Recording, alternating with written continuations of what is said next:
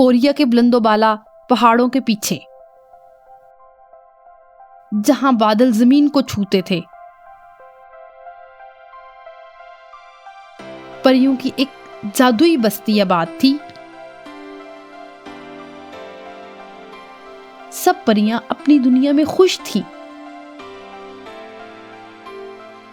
لیکن میران نامی پری کا دل انسانی دنیا میں اٹکا ہوا تھا۔ وہ اکثر گھنٹوں محل کے خوبصورت باغات کو دیکھتی اور شاہی ٹھاٹ باٹ کی تمنا کرتی۔ اسے پری ہونے پر خوشی نہیں تھی، بلکہ وہ ایک انسان بن کر اس پروقار محل کا حصہ بننا چاہتی تھی۔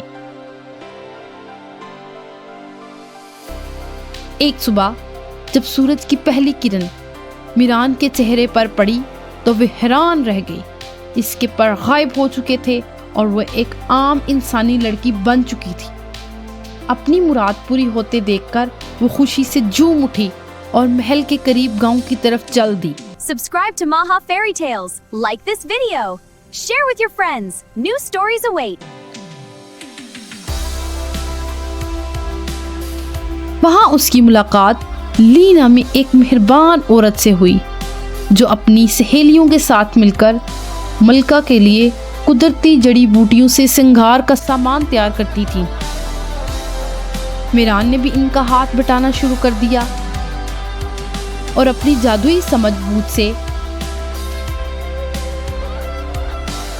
ایسی خوشبودار کریمیں اور صابن بنائے جو پہلے کبھی کسی نے نہ دیکھے تھے۔ جب یہ انوکھی مصنوعات محل میں پہنچی تو ملکہ مایا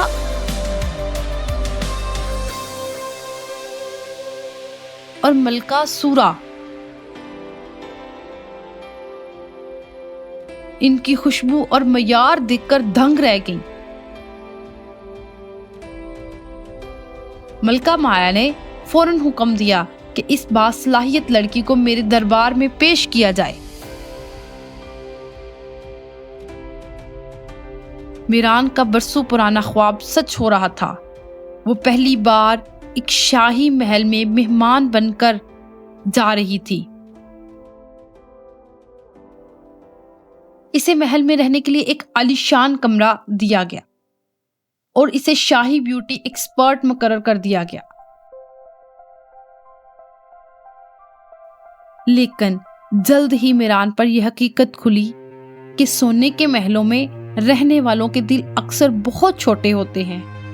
دونوں ملکائیں ایک دوسرے کی جانی دشمن تھیں اور ایک دوسرے کو نیچا دکھانے کے لیے کوئی موقع ہاتھ سے نہ جانے دیتی تھی۔ ایک رات ملکہ سورا نے میران کو بلا کر ایک زہریلی شیشی دی اور حکم دیا کہ اسے دوسری ملکہ کی کریم میں ملا دے تاکہ اس کا حسن برباد ہو جائے۔ ابھی میران صدمے سے نکلی ہی نہیں تھی کہ ملکہ مایا کا پیغام آ گیا، جس کا مطلب بھی بالکل کچھ ایسا ہی تھا۔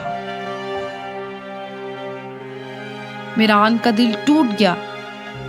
جس انسانی زندگی کو وہ جنت سمجھتی تھی، وہاں تو صرف نفرت، حسد اور دشمنی کا راج تھا۔ اس نے وہ دونوں زہریلی شیشیاں باغ کے ایک کونے میں کنویں میں پھینک دی اور سچے دل سے دعا مانگی کہ وہ دوبارہ ایک معصوم پری بن جائے۔ اچانک ایک تیز روشنی پھیلی اور میران کے پر واپس آ گئے۔ اسے سمجھ آ گیا کہ سکون محلوں میں نہیں ہے بلکہ اپنی اصلیت میں رہنے میں ہے۔ وہ اڑ کر دوبارہ اپنے پرستان چلی گئی اور پھر کبھی انسانوں کی دنیا کا رخ نہیں کیا۔ Subscribe to Maha Fairy Tales. Like this video. Share with your friends. New stories await.